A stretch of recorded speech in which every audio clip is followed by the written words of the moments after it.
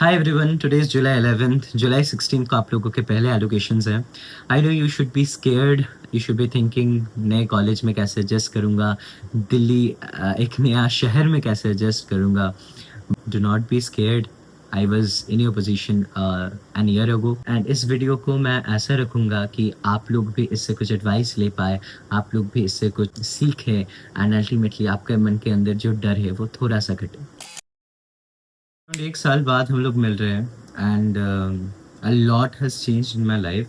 I've gotten into DU and this is my experience in DU in 1 year. Now इस video में ना various aspects of DU के chapterization है, तो आप लोग आपके पसंदीदा चैप्टर को देख लीजिए एंड अगर आपको कोई और चैप्टर के बारे में जानना है प्लीज डू कमेंट बिलो, मैं इसको लेकर भी एक वीडियो बना दूंगा. सो सबसे पहले बात करते हैं मेरे CVT जर्नी को लेकर. My CVT journey was unexpected to say the least, क्योंकि बोर्ड्स के लिए जो पढ़ाई किया था उसी को लेकर थोड़ा बहुत रिवाइज किया था because those were very much fresh in my mind and बाकी का जर्नी मैंने कंप्लीट किया था मॉक्स एंड PYQs को लेकर.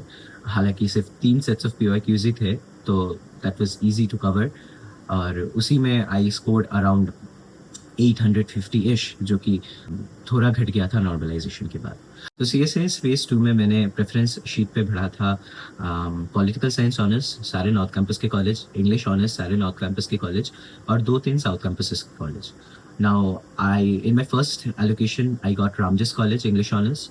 तो मैंने देखा कि वो नॉर्थ कैंपस में भी है and it is also finally reputed college, Delhi University का. So I took it and I also applied for upgradation, but unfortunately upgrade हुआ नहीं. But I don't consider this as unfortunate because this has been a long journey and I have come to love English literature for various reasons जो कि किसी और video में बताऊंगा. Now this was all about the CVT journey. अभी के लिए बात करते हैं arriving in Delhi को लेकर. Because this is the part people do not realize can be the most difficult. Because colleges तो हर शहर में होते हैं, but Delhi as a शहर is much more to you than it seems to be. सबसे पहले बात करते हैं दिल्ली में आकर ही मैंने क्या किया था. मैं पापा के साथ आया था ओरिएंटेशन के दिन ही. सुबह मेरी फ्लाइट थी अराउंड सुबह 5 बजे and orientation was about to start at around 11 o'clock. This was 1st August by the way. मैंने दिल्ली आने से पहले ही एक फ्रेंड के थ्रू एक PG से बात करके रखा था, but I did not pay any amount. I just paid a very minimal token amount उधर ताकि मैं उधर रह के उनका वॉशरूम वगैरह यूज़ कर सकूँ, रेडी हो सकूँ मेरा कॉलेज का ओरिएंटेशन अटेंड करने के लिए. एंड मेरे साथ मेरे पापा भी थे. He also took some rest वहाँ पर. अगर वो रूम मुझे अच्छा लगता अपॉन अराइविंग तो I would have totally taken it, but unfortunately वो नहीं हुआ. मैंने एक और भैया से बात करके रखा था PG को लेकर and he showed me various PGs and I finally found one which was good and spacious. जो जितने भी मेरे अम्यूनिटीज़ के रिक्वायरमेंट्स थे वो सारा कुछ वहाँ पर था. इसी वजह से आई टुक इट. PGs को लेकर बहुत कुछ बोला जा सकता है, बहुत एडवाइसेस दे सकता हूँ मैं, लेकिन I think that should be a separate video if you all wanted. Now talking about DU experience at a first glans.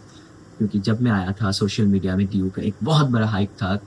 Specially I was deliberately searching for it, right. So that is why algorithm was constantly showing me something like DU का this, DU का that, DU का atmosphere, DU के placements etcetera exposure, composer, societies, बहुत कुछ. But to be honest hype social media में ही समझ आता है बिकॉज आप इन रियल लाइफ उसको एक्सपीरियंस नहीं करते. जब आप कॉलेज के अंदर जाते हो आप देखते हो जो दोस्त मेरे साथ गया है वो भी उतना ही डरा हुआ है. जो टीचर्स मेरे सामने हैं वो भी इंसान है, वो भी स्टूडेंट्स की तरह ही ट्रीट करते हैं.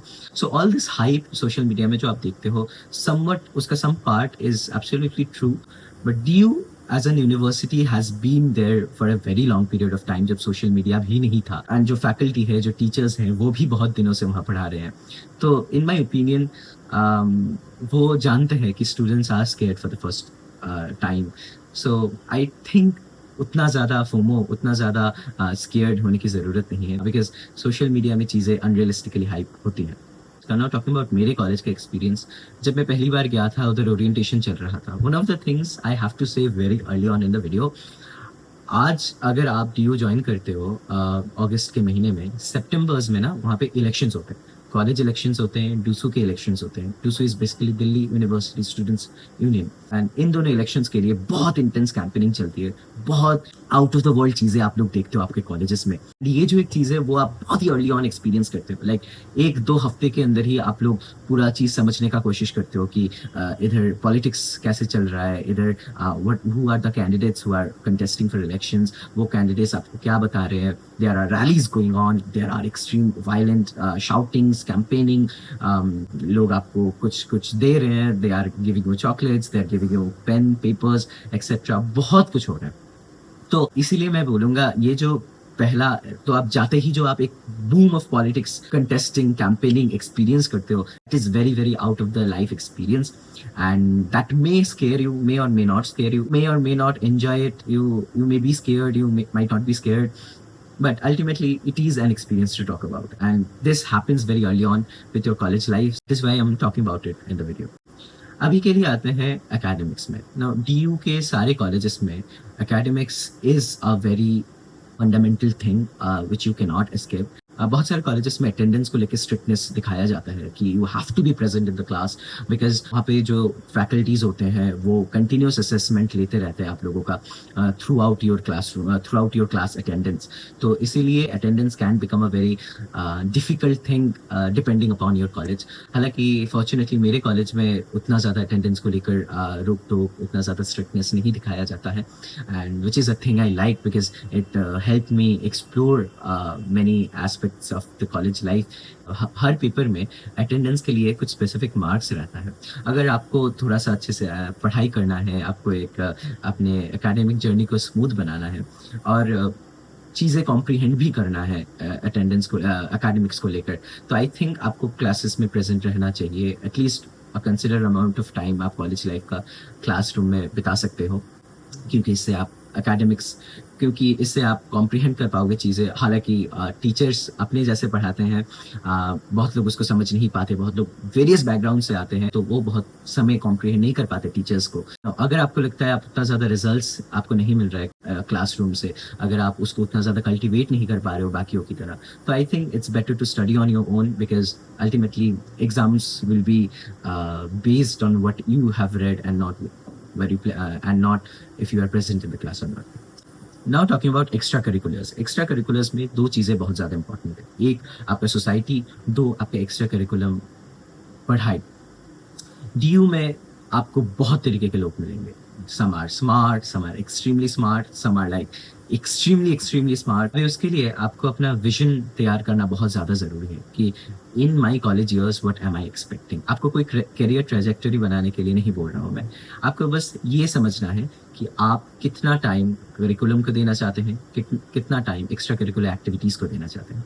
If you want to get into sports, if you want to get into different societies which I will be talking about later in the video, if you want to do academics outside of your curriculum, तो ये सब आपको एक vision तैयार करना होगा। And उसके लिए आप डिफरेंट सीनियर से बात कीजिए, डिफरेंट लोगों से बात कीजिए, फ्रेंड्स बनाइए, तभी आप अच्छे से उसको समझ पाएंगे। Now talking about my journey in academics, English honours, I think मैंने पहले भी थोड़ा बहुत लिटरेचर अच्छे से पढ़ा था। I used to go in depth, तो क्लासरूम्स में बैठ के मैं समझ पाता था कि what was the teacher trying to convey.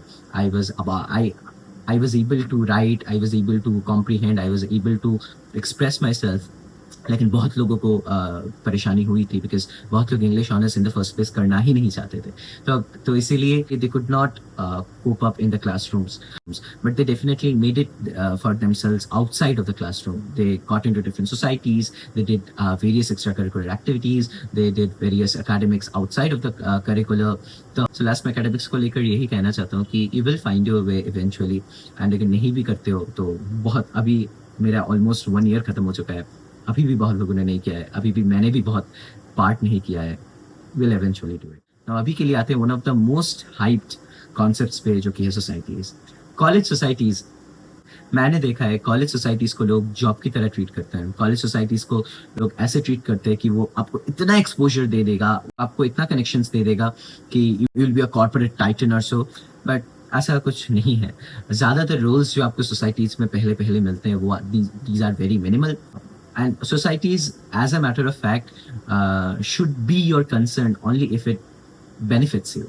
क्योंकि बहुत लोगों को मैंने देखा है कॉलेज के पहले साल में they used to apply to like 7 to 8 college societies, and they used to get selected in most of them because जो प्रोसेस है वो उतना ज़्यादा रिगरस नहीं है, क्योंकि लोगों को पता है कि फर्स्ट ईयर में क्या क्या देखना होता है एक स्टूडेंट के अंदर, कॉलेज सोसाइटीज़ को वो पता होता है ना? बहुत लोग used to get selected and they used to get extremely burnt out because उनको मिनिमल काम दिया जा रहा है, उनको अच्छे से वो अच्छे से उसको कल्टिवेट नहीं कर पा रहे, वो बेनिफिशियल नहीं हो रहा है उनके लिए, and ultimately after 1 year they leave most of them.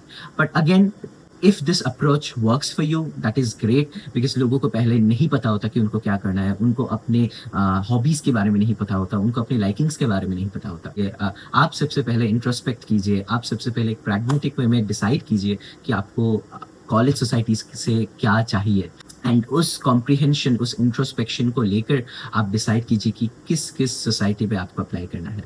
Personally for me, I was in the MUN society and the debate society, and I did not apply to any other societies, and इन दोनों में ही मैं select हो गया था, but eventually I left both of them. MUN मैंने छोड़ा था क्योंकि मुझे उतना ज़्यादा बेनिफिशियल नहीं लगा मेरे लिए, मैं उसको उतना ज़्यादा कल्टिवेट नहीं कर पा रहा था मेरे करियर ट्रेजेक्टरी में। And talking about debate society, it is actually a very good society because due का जो सर्किट है regarding English debate societies, these are very very great, and this can give you many opportunities, this can give you great exposure, and this can get you into places। बहुत जो बाहर की universities है, बाहर की colleges है, दे सी कि अगर आपके प्रोफाइल में if your debating profile is extremely good, तो आपको वो उस एक्स्ट्रा करिकुलर के आधार पर एडमिशन दे सकते हैं। But this is something that was not going with my own vision, my own aspirations, so इसीलिए I left debate society. But debate society is actually one of the very cool societies you can join. फिर अभी बात करते हैं एक और extremely important aspect को लेकर, जो कि है friends, seniors, society and eventually figuring stuff out को लेकर। जब मैं पहले पहले गया था, because it is a North Campus college, many had applied for it, and मैंने देखा था उधर बहुत लोग बहुत ही डाइवर्स बैकग्राउंड से आते हैं। कोई राजस्थान से आया है, कोई मेरे जैसे वेस्ट बंगाल से आया है, कोई साउथ से आया है, कोई जम्मू से आया है, कोई लद्दाख से आया है, कोई मध्य प्रदेश से आया है। बहुत सारा जो बैकग्राउंड था वो बहुत ही ज़्यादा डाइवर्स था। Now it is actually advantageous to people like us, जो कि फर्स्ट ईयर में बहुत दूर से दिल्ली आए हैं पढ़ाई करने के लिए, क्योंकि और भी बहुत लोग हैं जो कि बहुत दूर से आए हैं पढ़ाई करने के लिए। दिल्ली का जो मेन कल्चर है, वहाँ के लोग हैं, मे बी उन लोगों के लिए दिल्ली में एडजस्ट करना is not a very big deal, क्योंकि ultimately they are from that city. लेकिन हम जैसे लोगों के लिए finding people who are just like you, just as much scared as you, just as much ambitious as you, it really helps। पहले एक हफ्ते में दो classroom was segregated into 2 sections, and वहाँ पे बहुत सारे जिनको मैं जानता था वो लोग segregate हो चुके थे। But eventually I found my people again started coming after second or third allocations। लोगों से बहुत बात हुई, लोगों से interest match हुआ, and eventually there was a very big group which was used to be there। हम लोग जब विंटर सीजन चल रहा था, हम लोग ग्राउंड में बैठ के सर्कल में बहुत बातें करते थे, बहुत चीज़ों के बारे में बातें करते थे। हम बहुत जगह घूमने गए थे, हम राष्ट्रपति भवन घूमने गए थे, हम लोग बहुत सारे हिस्टोरिकल प्लेसेस में घूमने गए थे, हुमायूंस टॉम्ब, हम लोग जंतर मंतर, बहुत जगह गए थे हम लोग घूमने। Now, one thing that will eventually happen is the group which you hang out with will eventually shrink. People will be attached to their own kind of people. You will be figuring out whom you like, whom you do not like. लेकिन अगर ये नहीं भी होता है तो भी please do not feel FOMO. Please do not isolate yourself completely, saying कि I don't need any friends, I don't need any people in my I do not need to know any people. एक होता है आपका superficial socialisation, जो कि आप बहुत लोगों के साथ करते हो। If you are an extrovert specially, आप ऑन अ डेली बेसिस 300-400 लोगों से बात करते हो, आप उनके प्रॉब्लम्स के बारे में जानते हो, आप उनके बैकग्राउंड्स के बारे में जानते हो, आप उनके एम्बिशंस के बारे में जानते हो। This will help you become a good person, this will construct your character eventually. लेकिन वो जो 2-3 दोस्त आपको चाहिए होगा, जो कि आपके आइसोलेशन को कंफर्ट करेगा, जो कि आपके एम्बिशियस जर्नी में आपको हेल्प करेंगे, these are very much required, and I believe so। तो 2-3 दोस्त बनाने का ट्राई करो, जो कि whom you can text in the middle of the night। and again, colleges में दोस्त बनाना is actually a tougher job, क्योंकि स्कूल्स वगैरह में आप बचपन से दोस्त रहते हो, आपके होम टाउन में दोस्त रहते हैं, आप ट्यूशन्स वगैरह में जाते हो, आपके दोस्त बन जाते हैं। लेकिन कॉलेज में आके people are either too ambitious to make friends और they are too isolated, they have stringent boundaries. तो मैं बोलूँगा अपने जो बाउंड्रीज, अपने जो वॉल्स है उसको थोड़ा सा डाउन करो, लोगों से मिलो, लोगों से बात करो। That is the most important thing. उसके लिए आपको एक certain amount of social battery चाहिए होगा, but please recharge your self. And 1 महीने में अगर आपने ये कर लिया, कॉलेज के फर्स्ट महीने में, आपका कॉलेज के जो बाकी के महीनों का एक्सपीरियंस है, that will be far, far, far better. Now talking about seniors, मेरे कॉलेजेस में I got extremely sweet seniors जो कि बहुत ज़्यादा हेल्पफुल थे। उन्होंने मुझे बहुत अच्छे से गाइड किया एकेडमिक्स में, करिकुलर्स में, एक्स्ट्रा करिकुलर्स एक्टिविटीज़ में, सोसाइटीज़ में। लेकिन अगेन बहुत समय ऐसे सीनियर्स भी होते हैं जो कि आपको अच्छा नहीं लगेंगे, whom you will not like। तो ऐसे सिचुएशंस में मैं बोलूँगा आप अपना जो प्रोफेशनलिज्म है वो कैरी आउट कीजिए, अपने आप को बहुत ही एक्सट्रीमली प्रोफेशनल रखिए। एंड जो सीनियर्स आर एक्सट्रीमली स्वीट, जो seniors really care about you, which you will eventually know while spending time with them, उनके लिए अपने आप को ओपन कीजिए।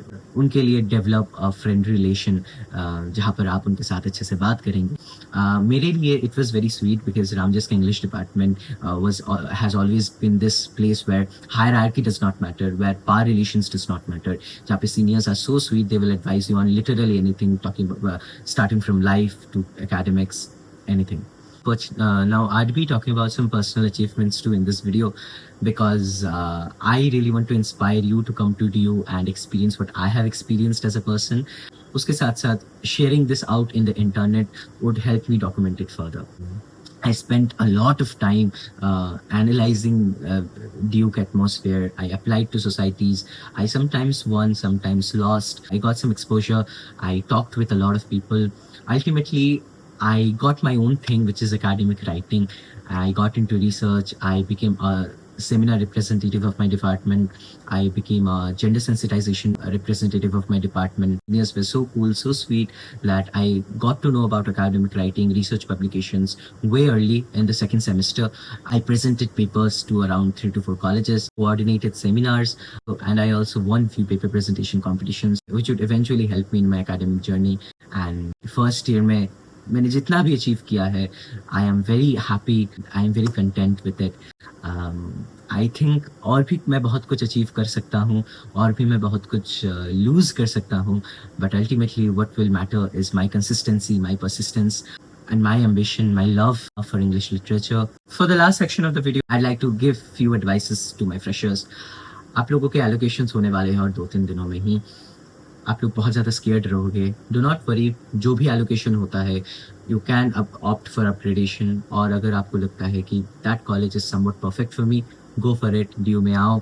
कॉलेज उतना ज़्यादा मैटर नहीं करेगा, इवेंचुअली आप ड्यू का होल एक्सपीरियंस गैदर कर सकते हो, एक्सपोजर, वेरियस सेमिनार्स में जा सकते हो, कंडक्ट करा सकते हो, अपना एक्सपोजर, अपना कनेक्शन बना सकते हो। And this will take time. This will not happen in 1 week of college. This will not happen in 2 weeks of college. मैं बोलूँगा for the first few weeks attend your classes regularly. societies वगैरह के meetings वगैरह भी रहेंगे, interviews वगैरह भी रहेंगे, but आप थोड़ा बहुत classes में ही अपना समय बिताइए। it will help you understand, comprehend your department, आपके faculties को आप पहचानेंगे, and it will eventually help you in your college years. आप अच्छे से फ्रेंड्स बनाइए, थोड़ा बहुत सोशलाइज कीजिए। एंड इट अगेन आपके ऊपर डिपेंड करता है आपका सोशल बैटरी कितना है।